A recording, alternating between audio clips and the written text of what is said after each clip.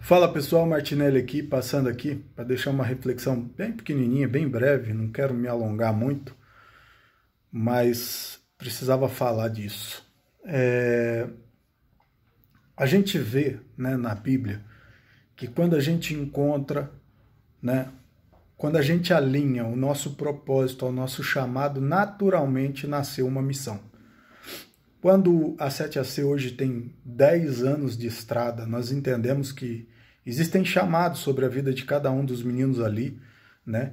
E no momento em que isso se alinha ao propósito, nasceu a missão, né? E isso é chamado de 7AC.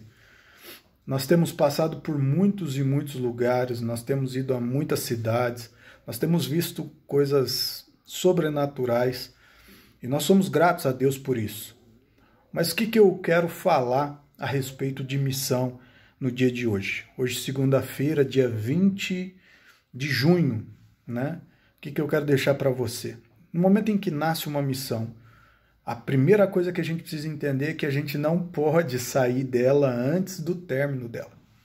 Davi, a Bíblia vai falar que Davi, ele tinha alinhado o chamado e o propósito da vida dele. Só que um dia ele decidiu não ir para a batalha, ele decidiu não ir para a missão. E aí ele ficou lá, né, descansando no palácio, e foi quando ele foi para a janela. E ali os olhos de Davi foram apresentados, né, a Betseba. Betseba não era uma mulher ruim, não acredito nisso, mas ela estava lá, né, tomando o solzinho dela, né, ali, eu acredito que de uma forma muito insinuante, e ali acontece o pecado na vida de Davi, que trouxe muitas e muitas e muitas consequências sobre a vida, ministério, chamado, propósito, missão de Davi. Davi era um homem cuja Bíblia descreve como um homem segundo o coração de Deus.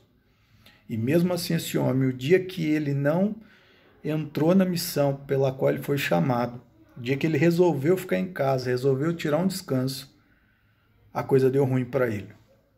Uma vez que você entende o chamado na tua vida, que você alinha isso a um propósito, vai nascer naturalmente uma missão. E essa missão precisa ser levada a sério. Não dá para descansar, não dá para parar para tomar fôlego, não dá para voltar atrás. Eu conheço muitas pessoas que verdadeiramente eu amo, né? E que durante a missão pensaram em parar para descansar, pensaram em parar para tomar um fôlego, pensaram em voltar atrás, e não foi legal. Existem muitas pessoas, eu falo que, inclusive na 7AC, muitas pessoas eu fiz questão, né, de tentar, de segurar de todo jeito. E, infelizmente, isso não aconteceu, né, e cada um por seu motivo. Mas eu falo assim, eu conheço muito bem o chamado e o propósito da minha vida. Dentro disso nasceu uma missão. Se eu falar para você que eu gosto de viajar, eu estou mentindo, eu não gosto, né? Mas a viagem, a única viagem que me dá prazer em fazer é toda vez que eu estou dentro da van, que eu estou no avião, que eu estou, né, rumo àquilo que Deus me chamou para fazer. A minha esposa, vocês podem, né, conversar e perguntar para ela pessoalmente, ela vai falar que eu sou a pessoa mais caseira do mundo. Eu sou a pessoa que amo estar em casa, amo estar de pijama, né? Mas eu sinto prazer toda vez, por mais cansativo que seja, eu sinto prazer em entrar dentro de uma van, dentro do avião, dentro do que for, né? Em cima de um jegue, do que for, para fazer aquilo que Deus me chamou para fazer. E não importa se o tempo que me dão, né? Se a oportunidade que me dão é 10 minutos, é 1 hora, eu já cheguei a ministrar 4 horas. Eu já cheguei a ministrar sentado porque a minha perna tinha uma trombose e um risco de ter que cortar a minha perna. Eu já cheguei a ministrar muitas vezes com 2 horas de sono, né? E quantas vezes isso para mim era prazeroso. Quantas e quantas vezes eu cheguei a ministrar com febre, com dor, com hemorragia. Quantas vezes eu cheguei a ministrar em momentos em que um ente querido meu estava sendo velado. E eu não estava no velório, eu estava ministrando. E sabe por que tudo isso? Porque eu entendi que uma vez que eu encontro o chamado e alinho isso ao meu propósito, não dá para parar no meio do caminho. Não dá para deixar de ir para a missão. A missão da minha vida eu sei, eu conheço, eu alinhei isso dentro de um projeto chamado 7AC, eu tenho outras pessoas lá, chamados também por Deus, pessoas que encontraram, né, alinharam o propósito da vida delas e caminham comigo. Existem lugares por onde a gente passa, e todas as vezes em que a gente passa, o sorriso, a alegria, a verdade que você vai encontrar em cada membro ali da 7AC, ou cada pessoa que às vezes está participando uma única vez ali conosco, ela vai entendendo. Pergunta aí para alguém que algum dia tenha participado uma única vez junto com a 7AC. Pergunta o que ele sentiu e o que é que a gente fala antes nos bastidores.